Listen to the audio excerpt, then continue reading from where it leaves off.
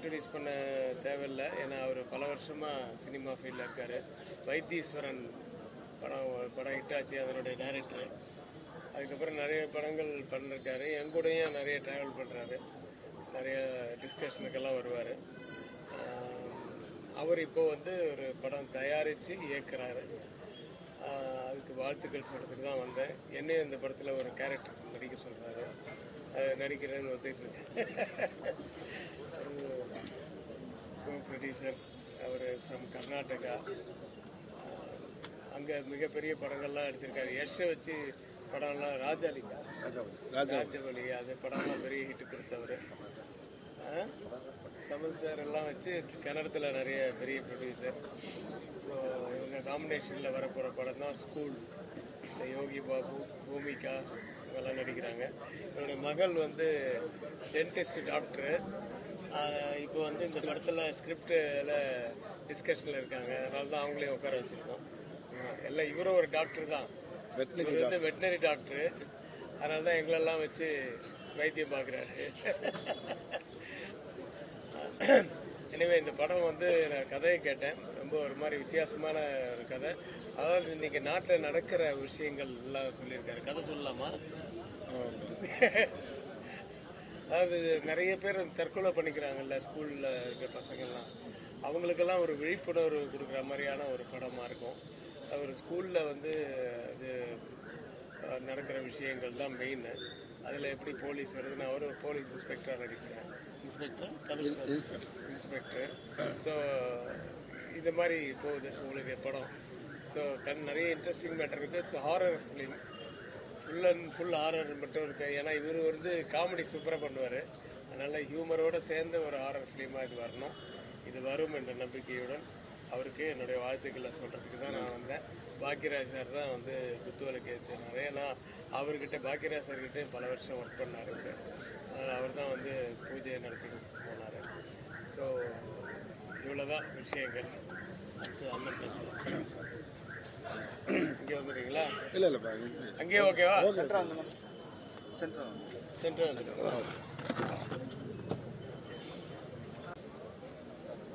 அனைவருக்கும் வணக்கம். Quantum film ஃபேக்ட்ரிங்கிற ஒரு பேனரில் ஸ்கூலுங்கிற ஒரு படத்தை ஆரம்பிச்சிருக்கோம்.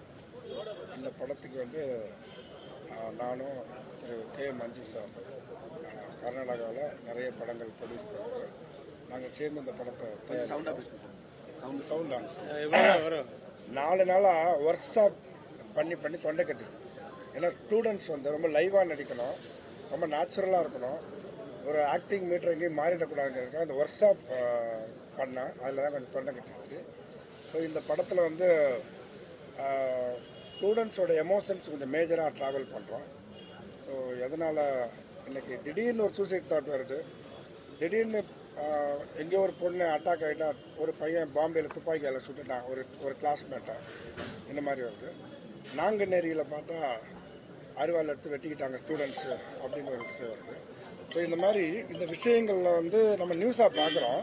இந்த நியூஸுக்கு பின்னாடி இருக்கிற உளவியல் என்ன, மனோரீதியாக என்ன மாதிரி திங்கிங் வந்தால் இந்த மாதிரி சம்பவங்கள்லாம் நடக்குதுங்கிற ஒரு விஷயத்தை வச்சு தான் இந்த திரைப்படம் பண்ணுறோம்.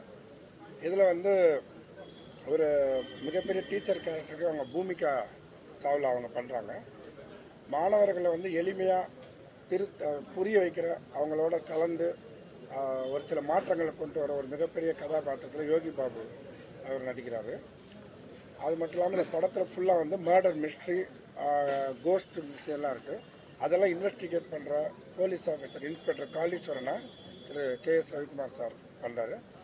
இன்னும் பக்ஸு, சாம்ஸு, நிறைய ஆர்டிஸ்ட் இந்த படத்தில் பண்ணுறாங்க.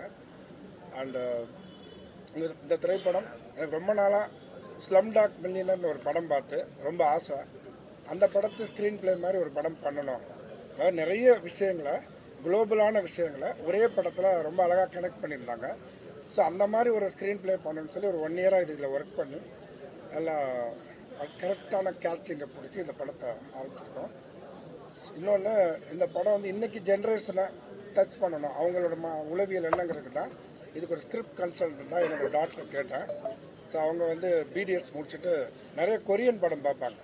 இந்த நெட்ஃப்ளிக்ஸ், அமேசான், இந்த மாதிரி கொரியன் படம்லாம் பார்த்து அந்த கொரியன் ஸ்டாண்டர்டில் படம் வராதான்னு அடிக்கடி கேட்டுகிட்டே இருப்பாங்க. அப்போ அந்த கொரியன் ஸ்டாண்டர்ட்லாம் வரணும்னா என்ன மாதிரி ஸ்க்ரீன் ப்ளே வரணும்னு கேட்க ஆரம்பித்து அவங்களே நிறைய ஸ்கிரிப்டில் இன்புட் கொடுத்தாங்க. ஸோ அதனால் இன்றைக்கி இருக்கிற ஜென்ரேஷனோட மைண்ட் செட், வாழ்க்கையில் அவங்களோட கண்ணோட்டம் என்ன மாதிரி இருக்குது, அதனால் நடக்கிற சம்பவங்களை வச்சு இந்த திரைப்படம் வந்து ஒரு மிக பிரம்மாண்டமாக ரெடி ஆகிட்டுருக்கு. லைவாக நிறையா இந்த கலாக்கான காலங்களில் நடித்த ஸ்டூடெண்ட்ஸு அவங்க எல்லாம் கூட நிறைய நடிக்கிறாங்க. ஸோ இந்த படம் வெற்றி அடைகிறதுக்காக இன்றைக்கி துவக்க விழா. எனக்கு ஸ்க்ரீன் பிளேயில் குருநாதர் வந்து பாக்யராஜ் சார், டைரக்ஷனில் குருநாதர் வந்து திரு கே.எஸ். ரவிக்குமார் சார். ஏன்னா அவர் ஸ்க்ரீன் பிளேயில் பல்ஸ் பார்த்து நிறைய பண்ணாங்க, சூப்பர் ஹிட் கொடுத்தாரு. அதனால் அவர் வந்து குத்து விளக்கு ஏற்றணும்னு ஆசைப்பட்டு இன்றைக்கி நடந்தது. அதே மாதிரி சொன்ன டேட்டில் படத்தை முடிக்கிறதும், பிரம்மாண்டமான படமாக இருந்தாலும் எக்ஸிபிஷனில் ஒரு நாள் கூட அந்த டைமிங் மாறாமல் நிறைய படங்களை பிளானிங்காக பண்ணி கொடுத்தவர் நம்ம ரவிக்குமார் சார். நான் கன்னடத்தில் முதல்ல டைரக்ட் பண்ண போனோடனே முதல் கேள்வி கேட்டாங்க, நீங்கள் ரவிக்குமார் சார் மாதிரி டைரக்ட் பண்ணுவீங்களான்னு கேட்டாங்க. நான் இல்லை சார், அது கஷ்டம், அவ்வளோ பிளான்லாம் எனக்கு தெரியாது அப்படின்னு சொல்லி தான் நான் இது பண்ணேன். ஸோ அவர்கிட்ட இருந்து கமாண்டிங், கேப்டன்ஷிப், பிளானிங் எல்லாமே நான் கற்றுட்ருக்கேன். அந்த அவர்கிட்ட கற்றுக்கிட்ட மொத்த டேலண்ட்டும் இந்த படத்தை நான் அப்ளை பண்ணி ஜெயிப்பேன்ற நம்பிக்கையோட என்னோட இதை முடிச்சுக்கிறேன்.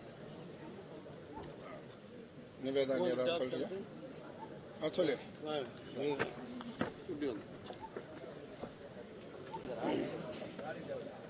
உன் வாய்ஸ் தான் கேட்குது, உன் வாய்ஸ் தான் கேட்குது.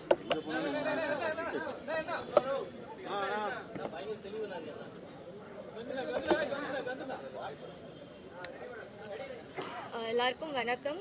என் பேர் டாக்டர் நிவேதா. ஸோ இந்த மூவியில் வந்து script consultant or script doctor அப்படின்னு சொல்லலாம். இந்த பொசிஷன் வந்து நிறைய இன்டர்நேஷ்னல் மூவிஸு, நிறைய அதர் லாங்குவேஜ் மூவிஸில் வந்துட்டு இந்த ஸ்கிரிப்ட் டாக்டர் கன்சல்டன்ட்ன்ற பொசிஷன்ஸ் இருக்குது. ஸோ ஒரு ஸ்கிரிப்டுக்கு வந்து லைக் ஒரு டாக்டர் எவ்வளோ நம்ம பாடி அனாலிசிஸ் கொடுக்குறோமோ அந்த மாதிரி ஒரு ஸ்கிரிப்டுக்கு அனாலிசிஸ் ரொம்ப மெயின். ஸோ ஆக்சுவலி நிறைய மூவி வந்து எல்லாரையும் ஃபீல் பண்ண வச்சுருக்கோம். பட் ஸ்கூல் மூவி கண்டிப்பாக எல்லாரையும் வந்து திங்க் பண்ண வைக்கும். ஸோ அந்த மாதிரி ஒரு திங்க் பண்ணி ஒரு சேஞ்ச் கொண்டு வர மாதிரியான ஒரு ஃபிலிம். அண்ட் இந்த ஜென்ரேஷன் இல்லாமல் இருக்கிற எல்லா ஜென்ரேஷன்ஸுமே வந்துட்டு நிறைய நிறைய சைக்காலஜிக்கல் விஷயங்கள் வந்து இந்த படத்தில் பேசப்பட்டிருக்கு. ஸோ நிறைய சேஞ்சஸ் வரும். தேங்க்யூ. என் பேர் கே மஞ்சு. நான் 50 படம் ப்ரொடியூஸ் பண்ணியிருக்கேன். 50 படம் தமிழில் பிரம்மன் படம் பண்ணியிருக்கேன். ஒரு ரைட்ரு வந்து வித்யாதரன் எனக்கு ரொம்ப ஃப்ரெண்டு. ஒரு நாள் வந்துட்டு சார் ஒரு சப்ஜெக்ட் பண்ணிருக்கேன், நான் ப்ரொடக்ஷன் பண்ணுறேன் தானே, என்ன வேணும் சார் ஹெல்ப் பண்ண வந்து நான் பண்ணுறேன் போங்கன்னு சொன்னேன். என்னத்துக்குன்னா நான் எப்போவும் ரைட்டர் தான் நான் ரெஸ்பெக்ட் கொடுக்குறேன். ரைட்டருக்கு டைரக்டர், நான் கிரியேட் பண்ணுறது ரைட்ரு. இப்போ ஒரு ஆள்னா வச்சுட்டு ஹீரோ பண்ணுறது ரைட்ரு. அதுக்கு தான் நான் ரைட்ரு படம் பண்ணும்போது நான் என்ன வேணும் சப்போர்ட் பண்ணுறேன்னு சொல்கிறேன். வித்யாதரனுக்கு ஃபுல் சப்போர்ட்டும் என்ன வேணும் எப்போ வேணும் நான் பண்ணி கொடுக்குறேன். அவர் ஆல் த பெஸ்ட். ஃபேன்டாஸ்டிக். அவர் கூட எப்போவும் இருக்கு.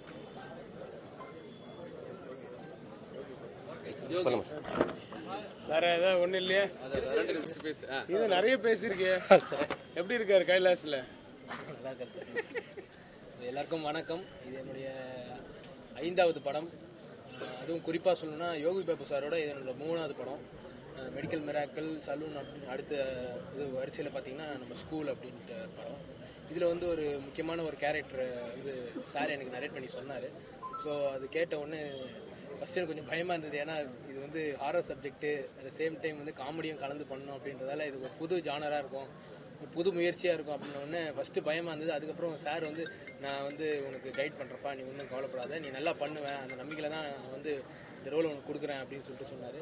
ஸோ அதனால் இதுக்கு முன்னாடி எல்லோரும் சொன்ன மாதிரி இது வந்து சிரிக்க சிந்திக்க, ஸோ இப்போ இருக்கிற எல்லா யங்ஸ்டர்ஸ், எல்லா ஸ்கூல் போகிற பசங்களுக்கு இது ஒரு நல்ல ஒரு என்டர்டெய்னிங்காகவும் அட் த சேம் டைம் ஒரு இன்ஃபர்மேட்டிவ் மூவியாகவும் இருக்கும்னு நம்புகிறோம்.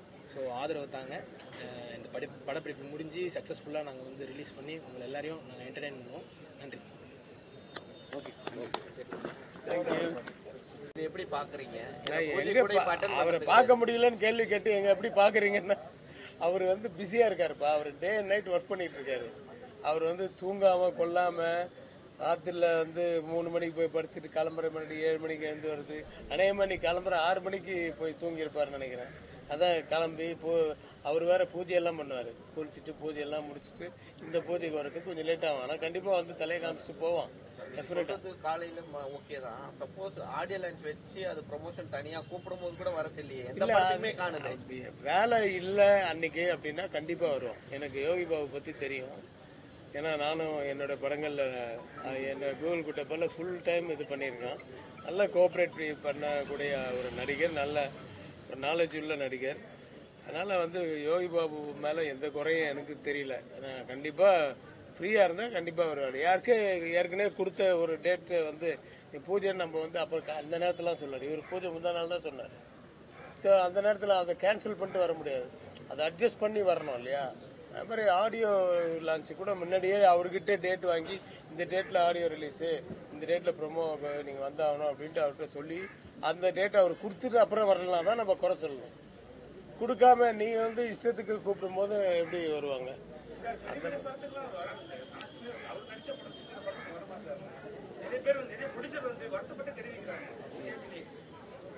அப்போ அது வந்து பெரிய படங்களுக்கு போகல அப்படின்னா பெரிய படங்களை கூப்பிட மாட்டாங்கன்னு நினைக்கிறேன். அதனால போறாருன்னு நினைக்கிறேன் பெரிய படத்துக்கு அப்படின்னு நினைக்கிறேன். அது அவர் என்னமா இல்லைன்னு தெரியாது, நான் நினைக்கிறது அப்படி. ஒருவேளை பெரிய படங்கள்லாம் பெரிய ஆர்டிஸ்ட்லாம் நாளைக்கு வந்து நம்ம மதிக்கல அப்படின்னா அது பெருசா பேசப்படும். சின்ன படத்துக்கு போகல அப்படின்னா அவ்வளோ பெருசா பேசப்படாது.